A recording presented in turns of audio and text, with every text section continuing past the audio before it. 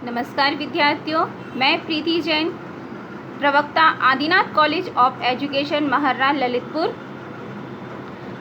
BEd second year की कक्षा में निर्देशन एवं परामर्श विषय के अंतर्गत आज का हमारा टॉपिक है प्रॉब्लम्स ऑफ स्पेशल एजुकेशन, अर्थात विशिष्ट शिक्षा की समस्याएं।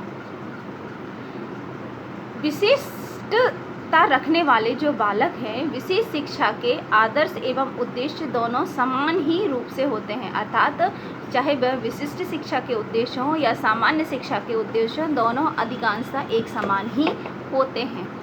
बस अंतर केवल इतना ही होता है कि दोनों की विधियां और उनके स्वरूप में कुछ न कुछ अंतर आने लगता है।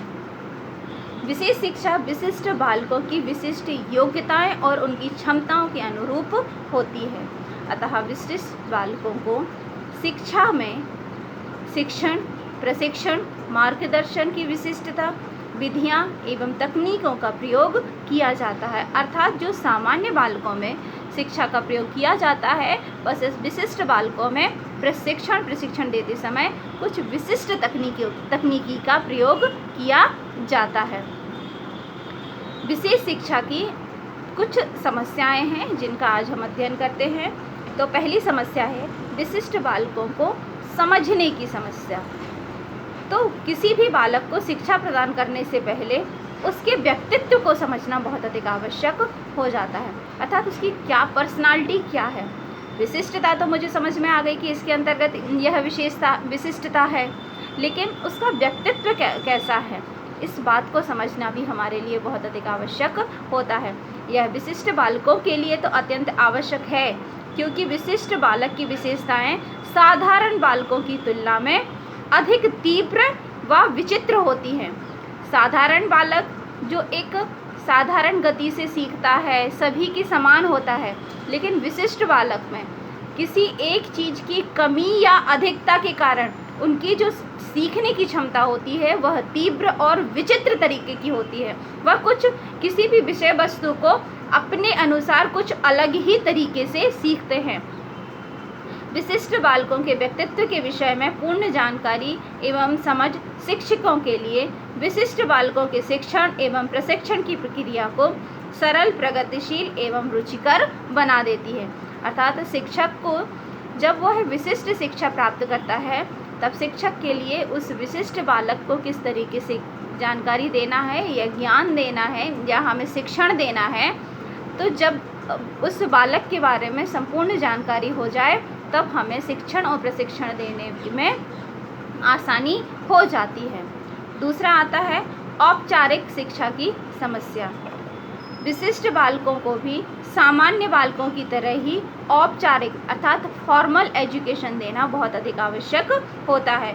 उनके लिए ऐसी व्यवस्थाएं करना चाहिए कि उन्हें कम से कम पढ़ने, लिखने, साधारण गणित और अंग्रेजी का ज्ञान अवश्य रूप से हो जाए, जिससे वह अपने दैनिक जीवन को आसानी से जी सके।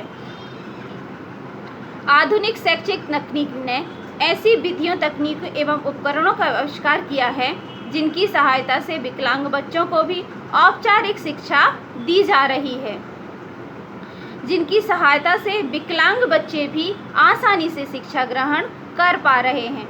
विशिष्ट बालकों की शिक्षा का स्तर और उनके शारीरिक एवं मानसिक स्तर के अनुरूप ही होना चाहिए, अर्थात जो विशिष्ट शिक्षा का स्तर है वह विशिष्ट बालकों के मानसिक और शारीरिक स्तर के अंतर्गत ही होना चाहिए, उनके अनुसार ही होना चाहिए।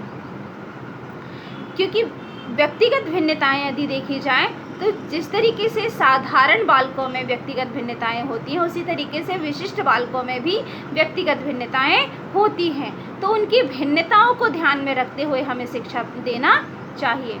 औपचारिक शिक्षा हेतु स्कूल में अति विशिष्ट वातावरण की नहीं, बल्कि विशिष्ट प्रशिक्षित शिक्षकों की नितांत आवश्यकता होती है।